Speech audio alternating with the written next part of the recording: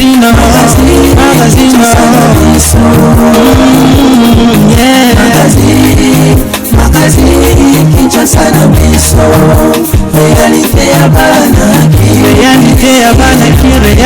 ya bana kino. 16 personnes bakoufi ba blessé belé pe ba dégâts graves na attaque attribuée na ba rebelle ADF na territoire ya Beni na province ya Nord Kivu mokolo ya lelo. Parquet pris la Cour constitutionnelle et lancé mandat d'amener contre sénateur puis ancien Premier ministre Matata Ponyo Mokolo. Ya lelo na communiqué moko au baranda qui public nangamo mususu 9 officiers militaires soupçonnés de corruption et détournement bazali interpellé ba détail tout de suite une édition na biso ya KNB News ya mkonaelo.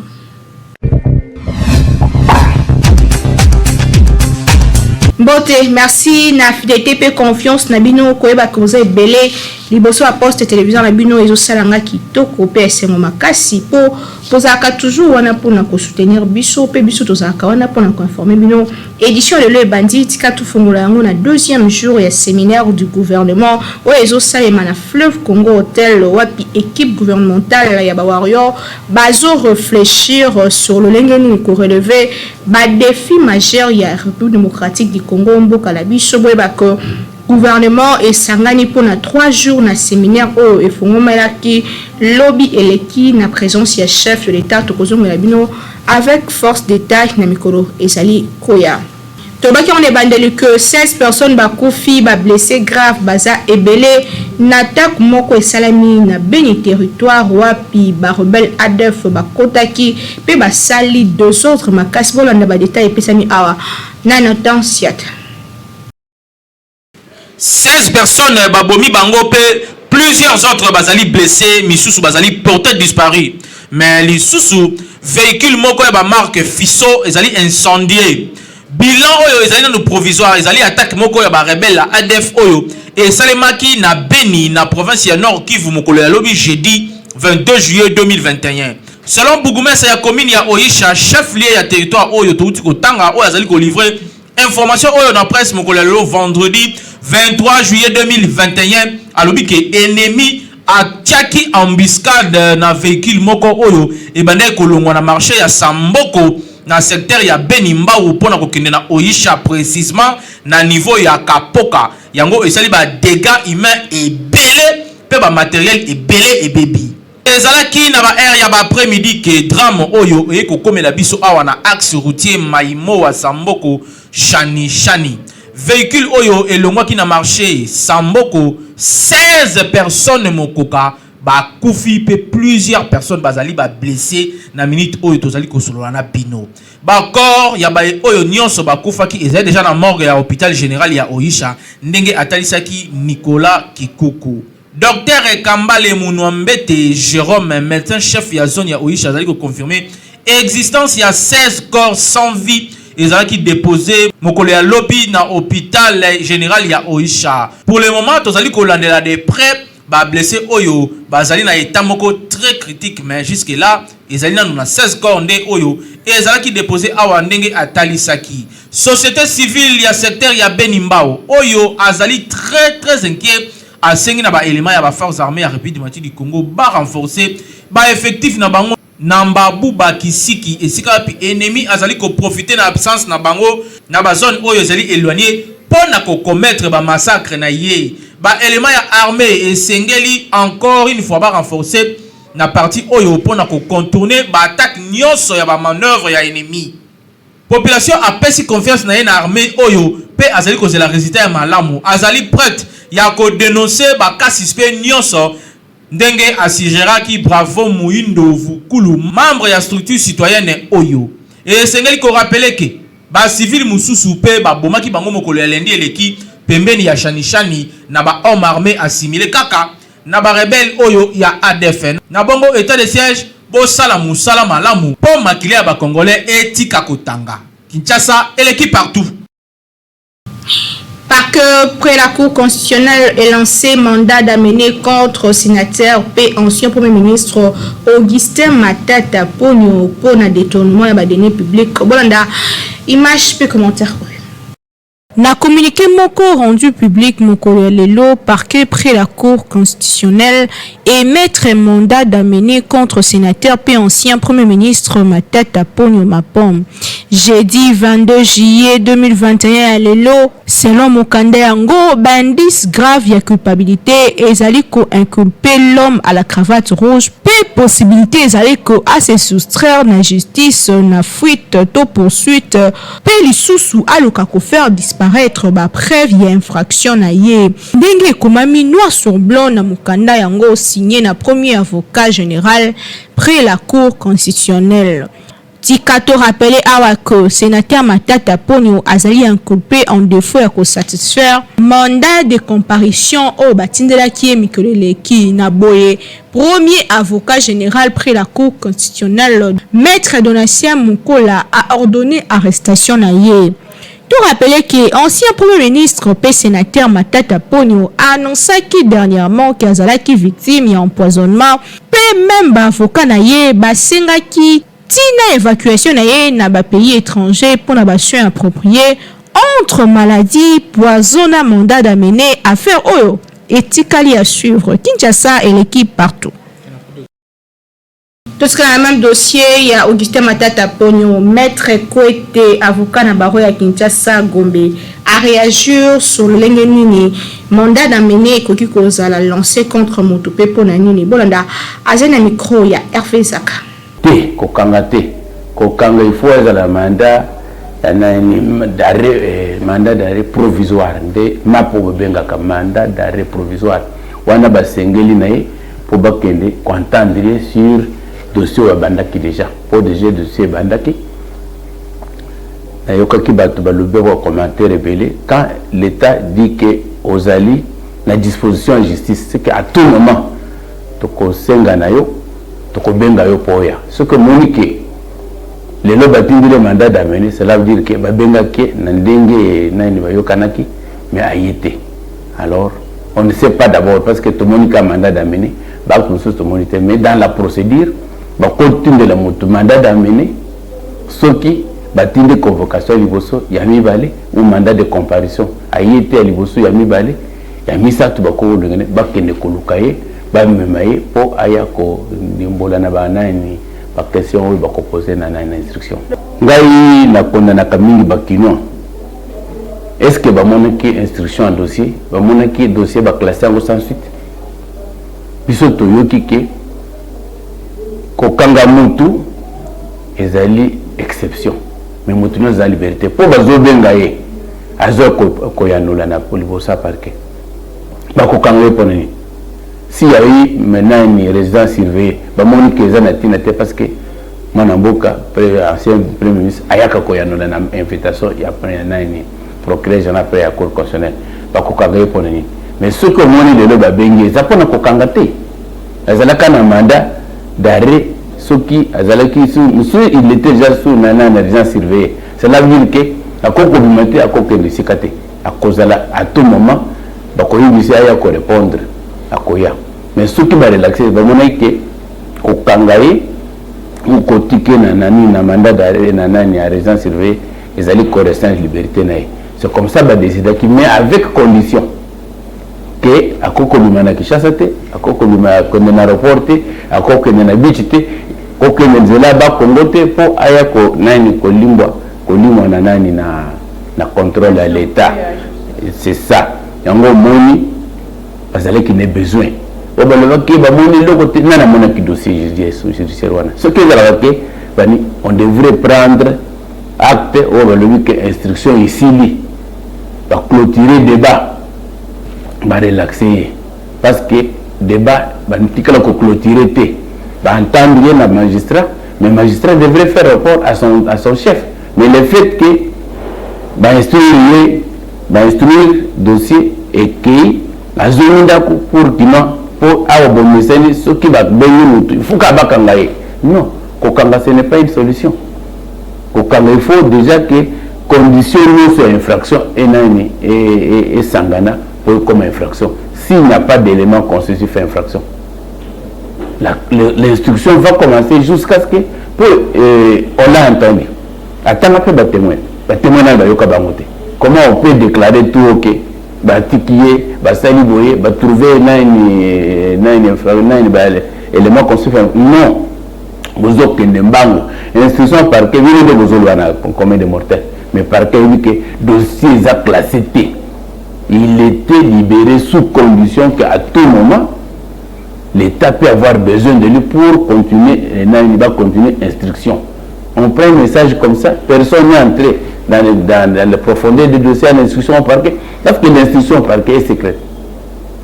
C'est secret. On ne peut pas pénétrer. Même son avocat, je ne sais pas ce qu'il a assisté. Est-ce que c'est l'avocat qui a déclaré que mon infraction, il y a un dossier classement sans suite? Non. Ce que nous connaissons, moi, Namboka Matata, Azali, Namaboko à l'État. Instruction, ils ont continué à classer le dossier sans suite. Ce qui vous plus raison à bien que non, qu'il dépend de bassin. Wana ils ont noté. L'État a tiré wana. Quand la nation est par exemple, ils ont été liés quand nous collaborons, ils ont fait que ça l'instruction. Alors c'est un fait, c'est normal. Il peut être malade, on ne refuse pas, mais pour le moment, c'est l'État qui doit décider sur son transfert ou d'abord à mon anan Mikanda, au lieu à Koyakoni, dans une coopération à l'État pour décider il y a une bassin. 9 militaires soupçonnés de détournement et de corruption, basé qui interpellé dans la force de l'ordre, paix, justice et tiers, maboko, bolanda, détail et pesani awa na tensiata. Oui, officier ya armée na moko ya la police bazali soupçonné ya détournement ya ba fonds alloués na ba opération militaire na nord-est ya République démocratique du Congo RDC. Ba kangamaki déjà ndenge bazali ko prendre biso awa na armée. Après contrôle pe vérification ezali avéré que ba anomalie ezali pe ba preuve ya malversation na ya détournement. Ndenge a déclaré qu'il na presse Major Jerry Belou, porte-parole et inspection générale il y a forces armées congolaises FARDC. Ba pratique oyo ezali ko bebisa image ya force pe ya défense na ya sécurité ya République démocratique du Congo. Ba auteur ya détournement oyo bazali mis na disposition de justice militaire pour na approfondir ba enquête. Bazali détenu na prison pour na ko répondre na ba acte na bango ndenge abakisaki. Aboyaki kopesa ba détails sur montant oyo ezali détourné mais a se limiter ki kaka na kotanga ba kombo ya ba officier oyo bakangamaki mokolo ya lundi pe ba grade na bango ebandi na capitaine ti na colonel. Ba arrestation oyo esalemaki à l'issue ya audit moko oyo esalemaki na Bunia chef lieu ya province ya Ituri pe siège ya état-major ya 32e région militaire ya mboka na biso. La province ya Ituri na Nord Kivu ezali placé depuis le 6 mai na état de siège pour lutter contre ba groupe armé oyo bazali ko terroriser ba civil. Le président de la République Félix Antoine Tshisekedi Tshilombo a remplacé ki ba autorité civile na ba officier ya armée pe à la police. Ba auteur ya audit oyo ezali bongo général Amisi Kumba Gabriel oyo toyebi na kombo ya Tango Fort azalaki nommé inspecteur général ya ba forces armées République démocratique du Congo na juillet 2020 malgré ba sanctions américaines na ye pe européenne oyo ezali ko interdire ba visa pe gel ya ba voir na ye libanda ya mboka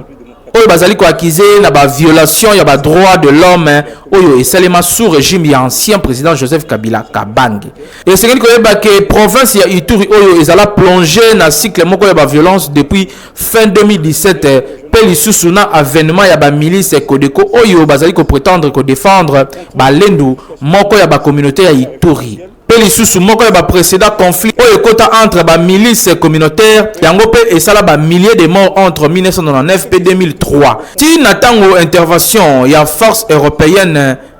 pe opération Artemis sous commandement français et salimaka ndemwa kimia et kotaka. Donc to banzaki état de siège oyo ekomema kimia solo na partie est ya République démocratique du Congo pe na armée to sengi na bakonzi basala justice na bango pete ba nyonso oyo bazali complice na dossier ya mbongo oyo bakangama pe ba répondre na ba acte na bango. État de droit ezali kaka pona ba politicien te kasi ezali pe pona ba militaire. Kinshasa et l'équipe partout.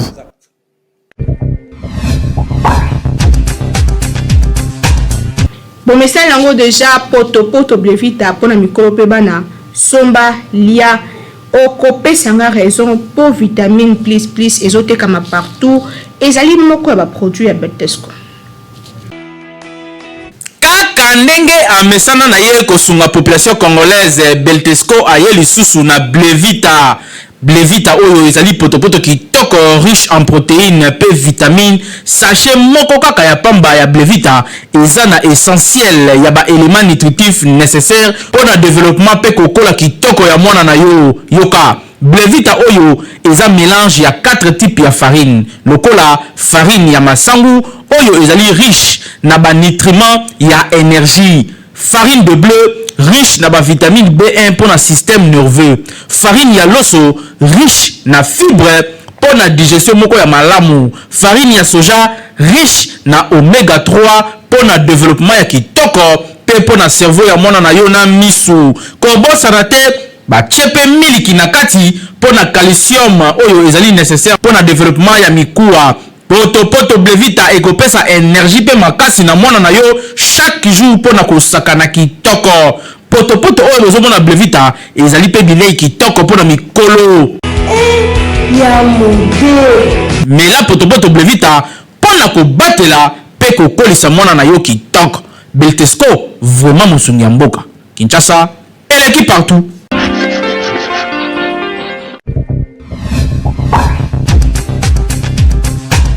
Kolia ezali moko ya ba élément oyo fungolaka journée yango lelo to saeli bino importance ya petit déjeuner na vie ya moto ezalaka nini bozwa idée na image pe commentaire oyo. Petit déjeuner ezali repas le plus important ya journée ce qui liami correctement et apportaka na nzoto car il y a besoin énergétique nécessaire pour le mokolo mobimba. Kolia to pe kozwa petit déjeuner na yo ezali pe essentiel yango permetaka anticorps et récupérer après long jeûne o esalemaka butu mobimba. Petit déjeuner et permetaka alimenter ba muscle pe cerveau na énergie. Yango melaka nzoto ba éléments nutritifs nécessaires pour réaliser ba tâches quotidiennes et mentale to pe physique. Petit déjeuner ezali donc très capital pour na bana nécessaire surtout avant que mwana abana mokolo to pe akende kelasi et ko permettre ye ayoka mateya pe ya comprendre yango malamu et pour na mikolo yango permetaka moto azala na énergie journée mobimba pe aliaka ntango nyonso te et permetaka pe moto agarder taille na ye normalement. Ba conséquence ya oubli ya petit déjeuner ezali que lorsque liaka petit déjeuner na ona tongo te organisme na ye kozala contre ya kopose ba réserve pe yango esalaka ko moto akoma na ba problème ya estomac po tango estomac ezali ko fonctionner sans eloko na kati e kosala ko okoma na ba problème ya ba gastrite ba passe na motema pe bongo na bongo. ezali très important kofungola mokolo na yo atako na mai ya moto kaka surtout na période ya langa o efungola ba muscle efungola makila pour que o embrasser journée na yo na kinya nyonso kozanga komela petit déjeuner pe ekoki kopesa ba problème ya manque de concentration c'est-à-dire okokoma esika fosala mosala okomi déconcentré likolo omelaki petit déjeuner na ntongo te epesaka sentiment ya fatigue pe malaise moko oyo esali kosala ke otravaille malamu mingi te yebako soki olingi koperdre mpo na yo ezali déconseillé kosotaka petit déjeuner na yo na ntongo c'est-à-dire soki olamoki zwa soin ya kolia petit déjeuner na yo kitoko na midi olie eloko mokie pe avant 18h olie eloko ekopermettre que organisme ait fonctionné mais pas trop. Soki olingi koyeba nini kolia pe nini kolia te consulter médecin po ayebisa yo lolenge nini okosala pour que operdre poids na yo kitoko kasi odéranger estomac na yo pe te po santé ezalaka na prix te.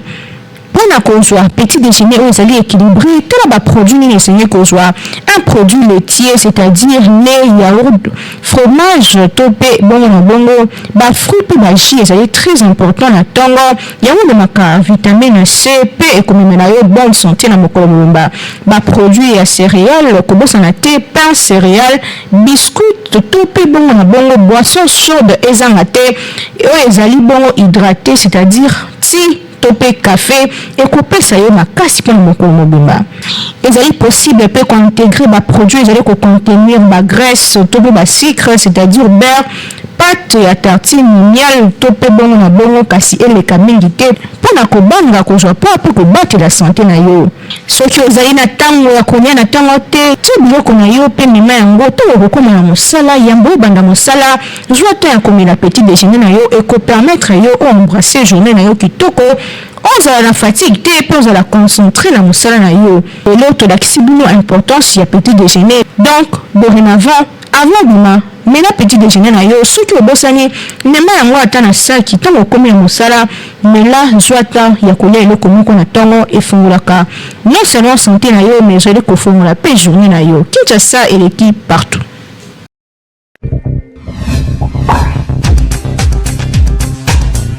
Toujours imité mais jamais égalé. KNB News aux premières chaînes d'actualité. On continue Kasina Lingala à tout ça la cabine Moussala toujours qui to connaît Bolingaka. To proposer bino extrait ya émission Kindoki politique mais déjà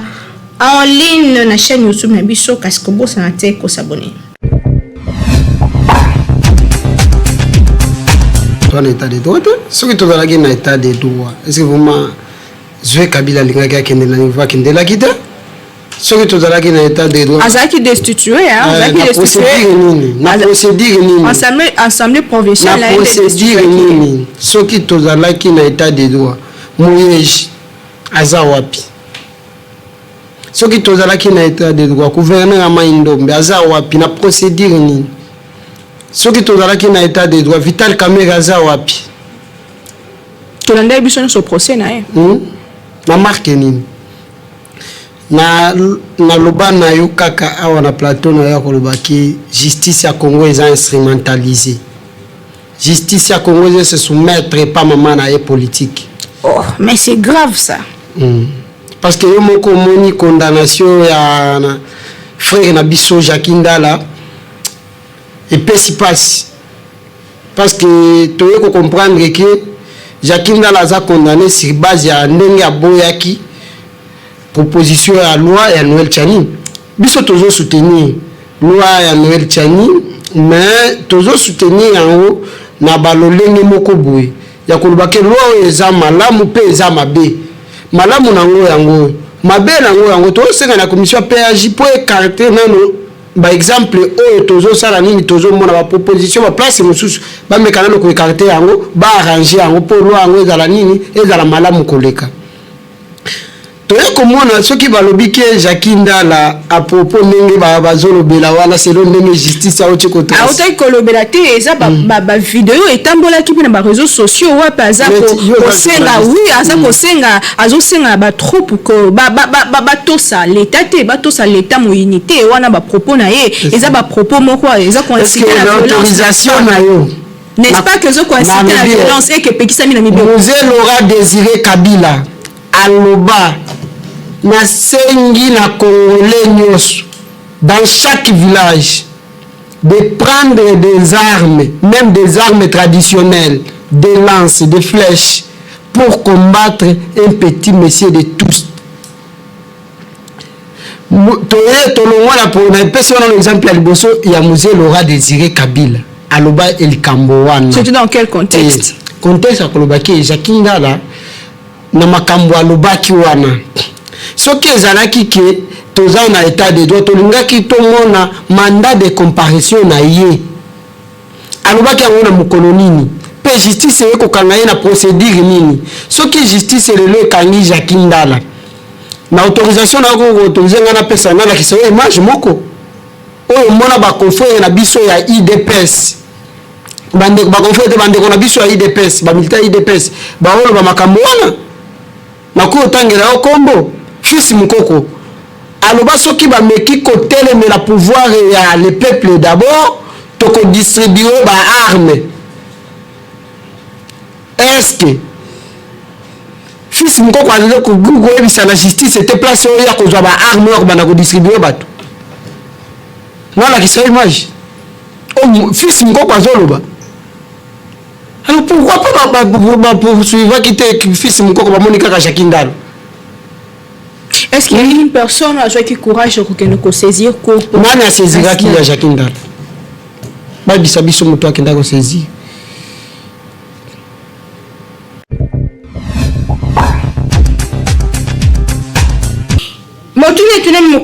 Est-ce que c'est normal que ceux qui sont parents bazo soit na mwana à intervenir to pe akoki la moko ya ba parents papa to maman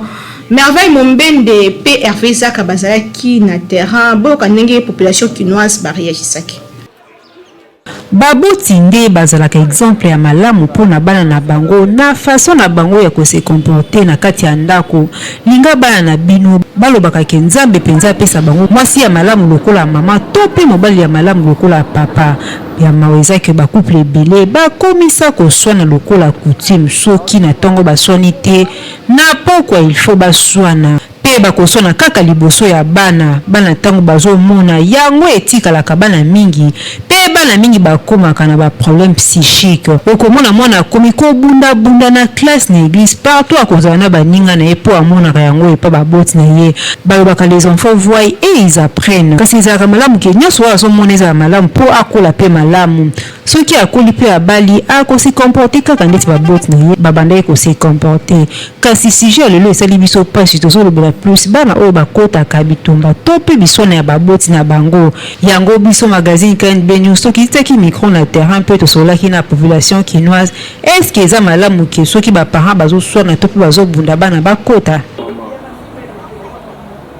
Oui, c'est vrai, c'est normal. Soki bana bamoni ke na ndako ça ne voit pas bakomi mal à l'aise papa na maman bazoswana kaka de temps en temps soki mwana moko ya na bango mukolo azali akoki kokota na makambo wana apesi papa wa conseil ou soit ta conseil pe maman mais soki bana bakomi mal à l'aise par exemple soki nga na ye na ndako na kuti baleki na nga bazia kolela o papa babandi ko bunda na mama bazoswana babeti mama boy en tant que ngai yaya na lebisa papa ke makambo zo sala eza mabe ou soit na ebisi mama ke mama tika mabizaleli wana eza bien te ou soit na bengi ba famille toutes les deux familles ba ye ko ba pesa conseil mwana kota bitumba papa la mama pona ni parce que papa la mama leur ba yoka na leur balingana ka ye mwana zalaka te mwana alaka te jamais okota bitumba soit à côté la papa batake mama soit à côté la mama pour batake papa ekosala bata et puis baparent ya bien mpe soki eza besoin na bana oyo bakomesa na mwa age wana bokobundaka suki te defa bana wana bavrai baparent même besoin na problème bokosisa ngo na kati ya chambre na salo kutu na salo bato bayeba te bosisika yango na kati ya chambre tu boyokani normal dere bozobima me bana bakoyeba te ko papa na mama balaki na bala kosala boye papa soko moni deja papa na mama bazobunda defa bana boye seki baza baparent moko mpe mitu esalaka bien te te mwana akoki kokota rankine ya papa na mama te mpo papa na mama ntango baza na baproblème ya bango mibale econcerne bana te po yo mwana sikoyo ozokota na barankine ya papa na mama soki okoteli mama papa sikoyo eza papa mo mutu esalaka te ayini yo ozomona kaka ke akomi kosala injustice na kati ya ndako akomi kosala bana mosusu makambo ya bien me yo azokipe te parce que oza mwana moko oyo ozake okotelaka mingi mama na bango papa mpe akoyina yo soki okotelaka mpe mama papa mpe okotelaka mingi mpe papa mama mpe akoyina yo alors makambo ya papa na mama bana bakokota ngo te mpona papa na mama eza makambo na bango mibale eza ya bango mibale mwana oza na droit okota ngo te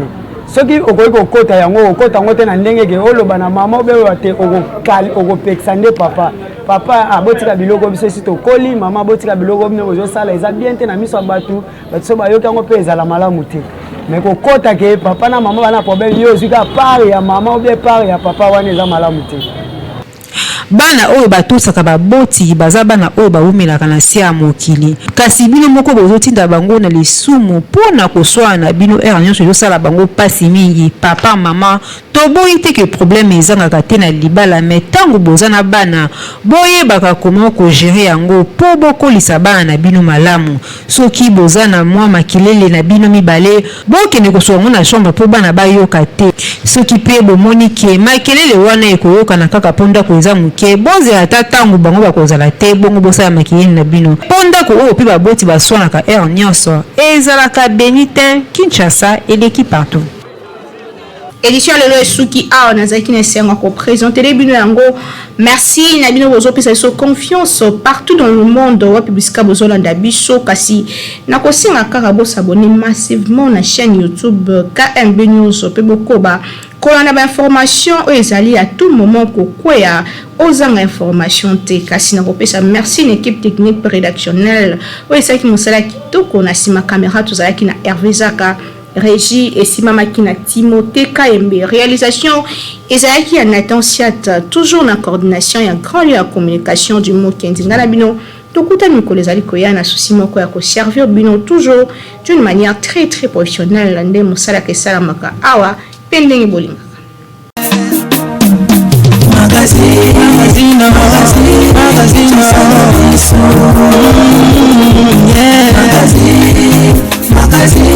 Kinshasa na biso